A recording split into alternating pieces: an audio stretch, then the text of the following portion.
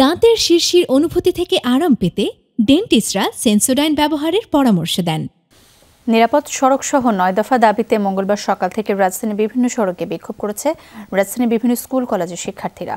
সোমবার রাতে বাস চাপায় শিক্ষার্থী মাইনুদ্দিন নিহতের ঘটনায় জড়িতদের দ্রুত বিচারের দাবিও জানান তারা। সহপাঠী হত্যার বিচার দাবিতে মঙ্গলবার সকালে রামপুরা বাড্ডা সড়কে অবস্থান নেয় বিভিন্ন প্রতিষ্ঠানের শিক্ষার্থীরা। হাফ পাসের দাবিতে গত 10 দিন ধরে চলা আন্দোলনে এবার যোগ হলো সহপাঠী হত্যার বিচার।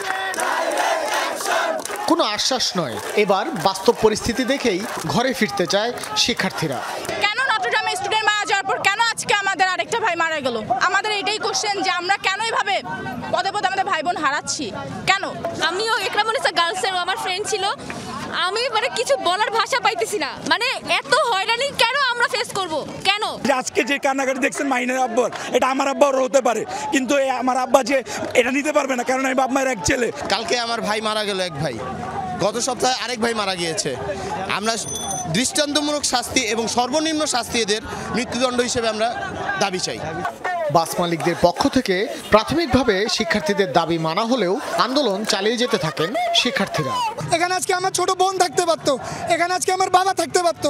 রাস্তায় কোনো বেপরোয়াভাবে কোনো গাড়ি চলতে পারবে না। আমরা রাজপথ ছাড়বো না যতক্ষণ পর্যন্ত আমাদের 9 দফা দাবি না মানা হবে। ছাত্রছাত্রীরা মরতেছে, এটা তো মন্ত্রী, পরিবহন মন্ত্রী তার কোনো টলক করতেছে না। কেন করতেছে না? আমরা সেটার জবাবদিহি চাই। যে সড়কে এই পর্যন্ত যত মৃত্যু হয়েছে সব সড়কে মৃত্যু হত্যার দাবিতেই আমরা বিচার চাই। একদিকে যখন আন্দোলন চলছিল, ঠিক তার পাশেই বিভিন্ন যানবাহনের প্রয়োজনীয় কাগজ এবং চালকদের লাইসেন্স পরীক্ষায় নামেন শিক্ষার্থীদের একটি অংশ। এ সময় বিভিন্ন মন্ত্রণালয় এবং পুলিশের ব্যবহৃত কয়েকটি যানবাহনের কাগজ না থাকায় সেগুলো আটক করে রামপুরা পুলিশ বক্সে নিয়ে আসেন শিক্ষার্থীরা। প্রাথমিকভাবে পুলিশ মামলা করতে না চাইলে শিক্ষার্থীদের দাবির মুখে নিজ বাহিনীর সদস্যদের বিরুদ্ধে মামলা করতে বাধ্য হন তারা। কিন্তু আমাদের গাড়ি কিভাবে লাইসেন্স থাকবে? তারা যদি সদস্য না হয় তাহলে আমরা যুব সমাজ কিভাবে দেশটাকে চালাবো?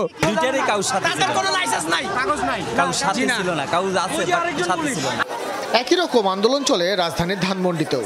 মঙ্গলবার দুপুর থেকে ধানমন্ডি 27 নম্বরে অবস্থান নেন শিক্ষার্থীরা। শিক্ষার্থীরা যদি সারা বাংলাদেশে থাকে তাহলে কেন শুধু ঢাকা শহরের শিক্ষার্থীদের হাত পাস দেওয়া হবে? সারা বাংলাদেশে তারা কি শিক্ষার্থী না? শিক্ষার্থী, তাদেরকেও হাত পাস দিতে হবে। দাবি আদায়ে প্রায় 1.5 ঘন্টা সেখানে অবস্থান করে তারা। সড়কের নিরাপত্তা নিশ্চিত না হওয়া পর্যন্ত আন্দোলন চালিয়ে যাবার ঘোষণা দেন শিক্ষার্থীরা। ভাস্কর ভাদুরী, যমুনা নিউজ, ঢাকা।